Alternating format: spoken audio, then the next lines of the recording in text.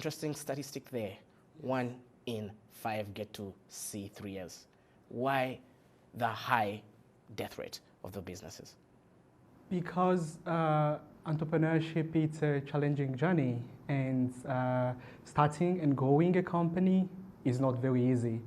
It requires some time, some preparation, some right mentorship, and most entrepreneurs, they don't pass through the third year, which is the early years. It's mostly about like preparation, building company, testing their models, finding customers, and most of them, they don't pass through that gap. Yeah. It just like it's the first 2 years, right? Because one would expect the first 2 years to be the most challenging. But even businesses that have come out to get funding, close to 70% of businesses that were started with grants don't get to see the third year.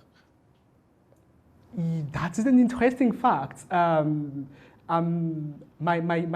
own belief about building a company is like going small, right?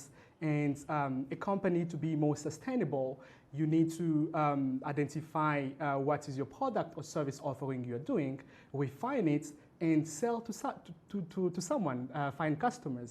And most companies that they get the grants, some of them fail because they don't think about the customers before starting a business. Most successful companies are those that think about customers before starting anything. And by doing so... so why would you start a business if you don't think about a customer first? Interesting fact, let's talk about Africa and Rwanda. So a lot of entrepreneurs, to be honest, they start their company to run away from example, not getting a job, right?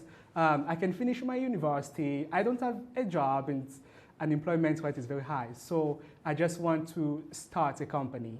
And there is a lot of information that is still missing about the entrepreneurship journey. And some of those information, people are not aware about them. And also lack of preparation that hinder people to fail. And because for me, entrepreneurship, it's a journey and it takes time to prepare. You need to find right mentors. You need to be prepared about what are the challenges in this journey so that mentally, physically, you can be ready for that. Yeah. Well, people talking about scaling up of businesses. People talk about growing into $1 billion businesses. Now, we haven't had any startup get to that level. We've had a few successful startups in the East African sphere. When you talk about MPOC, when you talk about things like SC Group in the transport sector, and now you're talking about Gurasafi as well in the transport sector. What kind of patience? What do you need to do? What are the right things that, as a person that coaches entrepreneurs, what are those tricks in the bag?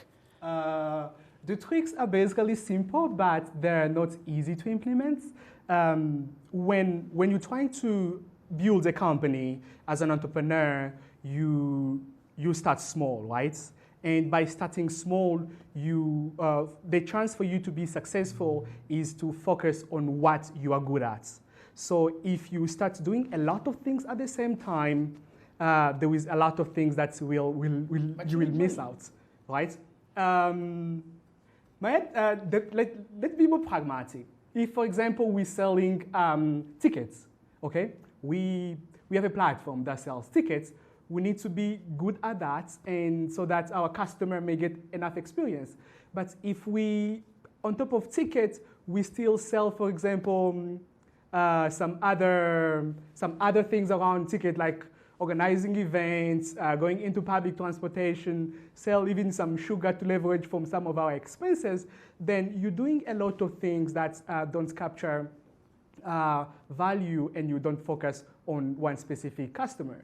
But if you focus on what you are good at and refine it, be more competitive than others, and sell it to your customer, you have high chances of surviving. And another thing is some companies, they don't have enough strategic plan. They just start for the sake of starting.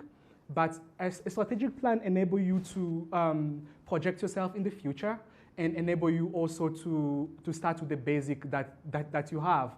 Learn from the functioning processes, learn from the challenges, improving on that, and get feedback from the customers as well. When you get feedback from the customers, you improve, you learn, and you take your company to the next level. Feeding into that strategy is a lot of companies, they don't think long term, they're just in the game for short time. Thank you very much for spending some time to be with us this afternoon.